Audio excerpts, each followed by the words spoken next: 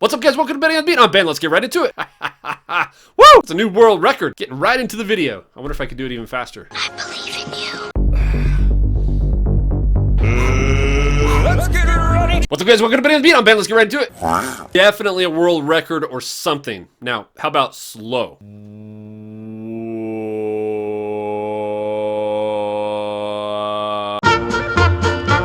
So good to see all of you back here to watch the greatest, most popular, sexiest show on all of the YouTube. Indisputable fact, and let's jump right into some questions from last week. You guys had some interesting ones. Doki says, can I get in your next video, please? Look, I can do something. A, B, C, D. I'm gonna assume the whole alphabet is there, and you know what? I wouldn't usually throw a comment like that just in because they asked, but it's true, they did do something. I'm very impressed. Very nice. Gabriel Castellone, some Mamma Mia pizza. That's not right. Just did my first actual ride-along on Friday, October 4th with the Denver Police Department. It's the most fun, most interesting, and best thing I've ever done so far in my life. So did you have a good time? That's quite the endorsement. I was given the option to stay half a shift or a full shift. Anybody on their first ride-along is always gonna do a full shift if they give them the option. When we do them, we don't even give people that option. We want you out of there in like 4 hours. Bro, that's awesome. Sounds like you had a great time. That's actually how I started my career. I went on a ride-along in college. I was sold. I knew within the first few minutes it's what I wanted to do. Bria Lynn Giles, did I say that right? This morning on the way to work, it was like 4:10, and for the first time, I got pulled over. Congratulations! Happens to everybody sooner or later. If it hasn't happened to you, your day is coming. What? My question is, was there any reason he made me get out of my car? I asked him what the problem was, and he said, I need to show you that your taillight is out. But I was like, doesn't someone need to have their foot on the brake? He said he would do it for me, and me to go look. Is that normal for cops to do that? I did not get a ticket. He just told me to get it fixed. Be safe out there. All right, so I've stopped a lot of cars for lights out. It's a good reason to stop and just look for drugs, DUI, warrants. We don't usually care as much about the light being out. It's good to know. I mean, you want to get it fixed. It's a safety thing.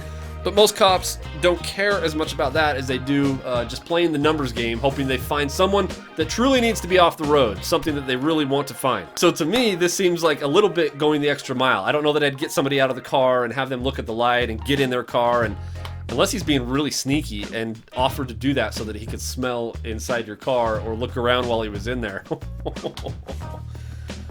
That might have been really sneaky. If the light's out, just tell people the light's out and let them get it fixed. It's not a big deal. What up, Max? When you drive your patrol car off duty, do you have to be in uniform or do you just carry your badge and gun? You know what? Since last week's video, we talked a little bit about the using the car off duty, the take-home car program. A lot of the comments on the video are of this nature. They're asking certain things about when I'm in my car off duty. I think we have a couple of them we're looking at today, but anyway. In my department, no, I don't have to be in uniform. I can use it off duty. I can be in civilian clothes.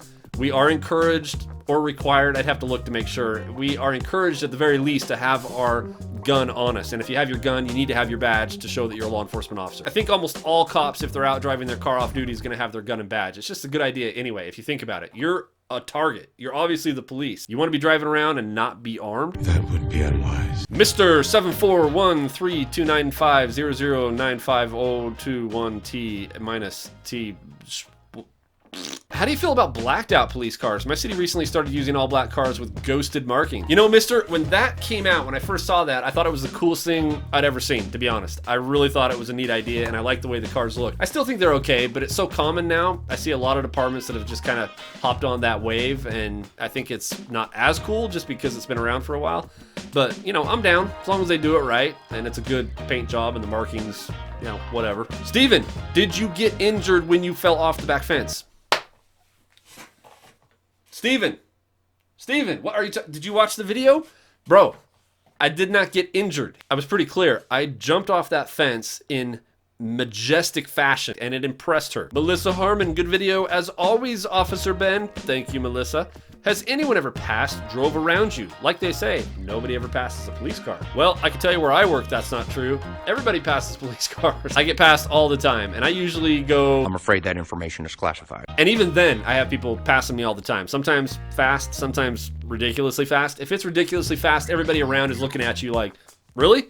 Is there any reason to even follow the law around cops? They're looking for you to do something, and that's when we usually have to pull somebody over on the freeway or elsewhere if we have people that are blatantly disregarding, you know, the whatever, the laws, the speed limit, whatever. But it's not like I give the crazy eye to every person that sneaks past me. I'm too busy jamming out to Justin Timberlake or whatever I'm listening to. Cry me a river. Dennis, as a police officer, do you watch shows like Live PD, Cops, or Canadian Version Under Arrest? Huh? Like what? Are you kidding me? I'm just kidding. I know what they are. You know what, Dennis? If you followed us on our live streams on Twitch, www.twitch.tv/fuzz_fam, it's in the description down below, you would know that's one of the things that we do all the time. We do live streams where we watch Live PD and talk about it together. Spets PUBG-mum? Legit question, if you're off duty cruising around in a marked Impala, I wouldn't be caught dead in a marked Impala. Not anymore. Cry me a river. But if you see an accident or something, if you need to call fire rescue, would you use the radio even if you're off duty, or just call 911? Depends on where I'm at, Spets. If I'm off duty driving around in the city that I work in, or I'm close to an area close to that, I would just use my radio. I would just call dispatch. If I'm in a whole nother city where they have a whole nother dispatch, I'd get on the phone and I'd just call their dispatch. If I didn't know the number, I would call my service channel on my radio, tell them I'm off duty, on an accident or whatever, and ask them to notify that agency and let them look up the number and call and tell them. So, a few different ways you could do it. I still love your chin? Which one? All right. Vehicle update. You guys were a little upset that I didn't include that last time. There was a little suspicion that I might have been hiding something. I don't know where that comes from. I don't know why you guys can't just trust me. I'm an agent of the government. All right, look, I'll give you an update. I'll put a picture up here of my car so that you can see that everything is okay.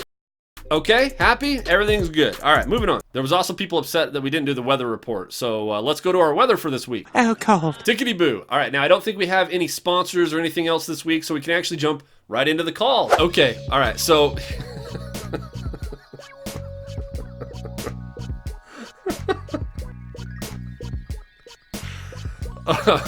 Okay, all right, so per the title of the video, it's not that funny. It's not that good.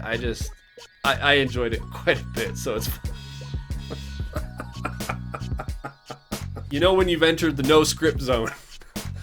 You can all tell the difference between YouTubers that have a script and follow it. What's going on? Is my face too bright now? I'm afraid that information is classified. Okay, all right, sorry. So, per the title of the video, yes, I was working a part-time job at a Walmart. We usually work in partners, so there's two of us. So I had gone to the McDonald's at the front of the store. Okay, it's one that has a McDonald's in it, and I was ordering my tasty oatmeal with sausage biscuit. If you didn't know they have oatmeal, wait a minute, McDonald's isn't sponsoring this.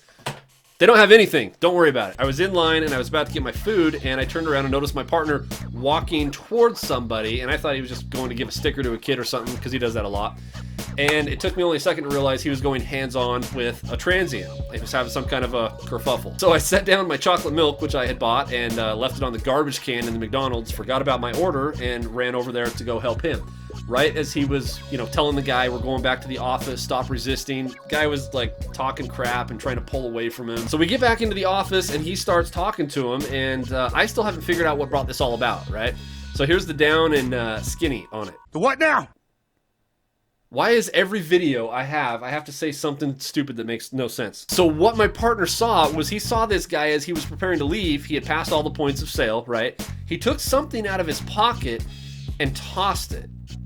My partner assumed it was garbage. He thought he was littering in the store. So he went over and told him, yo, pick it up, put it in your pocket, and leave the store, was essentially what he told him, right?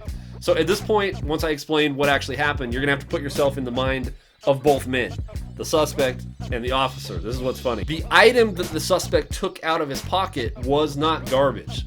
It was merchandise from inside the store. It was like a little wallet type thing that he got back in electronics. Turns out, maybe because we were there at the front, he lost his nerve after leaving the store. Like, he was home free. He could have just left.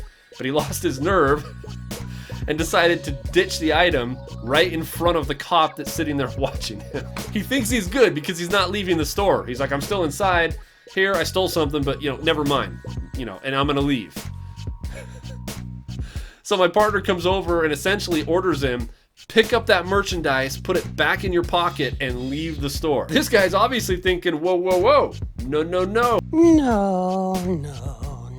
You're not gonna make me steal. I'm not picking up that merchandise that I just ditched and putting it in my pocket and leaving. You can't make me do that. Is this accidental entrapment? That's what I'm choosing to roll with. I gave him a bunch of crap afterwards, and that's how I'm gonna tell the story. Now, I mean, in the end, like legally, he had already committed theft. I mean, in our state, as soon as you conceal something, no matter where you're at in the store, you've committed retail theft. We just usually wait for people to leave to give it a more airtight, situation in court, so there's no doubt they had no intention of paying for it. So in this one, he was already there. He got charged. He got trespassed from the store. The dumb thing is, if he had just left, nobody would have known. But I don't want to steal it, officer. Stop resisting! Steal it now! Oh my gosh. All right, so anyway, the second call happened to also be at Walmart. I called this one. Before it happened, and it's not funny, but at the same time, it was kind of tragically funny. So the Walmart I work at, and you may see these at the Walmarts where you live, they're adding a new security measure where they're putting in gates at the front of the store. It's meant to control traffic to allow you to go in, but not allow you to go out, at least by that main lobby. They want you to go out through the checkout areas to encourage you to pay for your stuff. Ridiculous! So these doors, they move and swing forward at a certain height from the ground. I called it on day one that these things were going to shut and catch a kid right in the face. Well, guess what happened? Somebody once told me. So this lady comes in and walks through the gate, and she's with another guy, so they walk through, and they got a kid with them who's walking on his own, and he's just, looking at the ceiling and the sights and the sounds, and I don't know, maybe it's his first time at Walmart, but he's just taking it all in, right? Like kids do, not paying attention. Sure enough, he walks through the gate, and it swings shut, bam, right in the face, catches him right in the grill, and levels him. KO'd. But I'm not a good person. I shouldn't be laughing at all. I felt so bad for the kid. I mean, we all walked over and, went to see if we could help him, and the real sad part, I guess, is the mom, she wasn't sympathetic, really. She was just angry at the kid. She's like, get up, what are you doing? Why aren't you paying attention? Oh, I felt so bad for the little guy. Anyway, he was like not seriously injured. They went out and did their shopping. They came back and we went up to talk to him after they were getting ready to leave the store. And the poor little guy was already getting a mark around his eye. And I think he was starting to get a black eye, but you could see the mark of the gate. I mean, in my mind, part of my concern with these gates was, the liability. I could see people going after Walmart if they get their kids injured because of these gates. So just be aware of your little ones, your dogs, animals, anybody at height level with those doors. They can and they will take you out. Are you talking to me? All right, maybe one more this week. I know that's not very many calls, but I've got a short amount of time to get this video done and up, so hopefully we'll have some more next week. All right, so this call was a possible burglary that had occurred, unknown if the suspects were still inside. So this guy goes back to his apartment that he had purchased. He hadn't moved anything in yet, but he came back and opened the door, found stuff inside, realized somebody had been squatting inside the apartment. So he hurried and backed out. Like I said, didn't know if anybody was still there.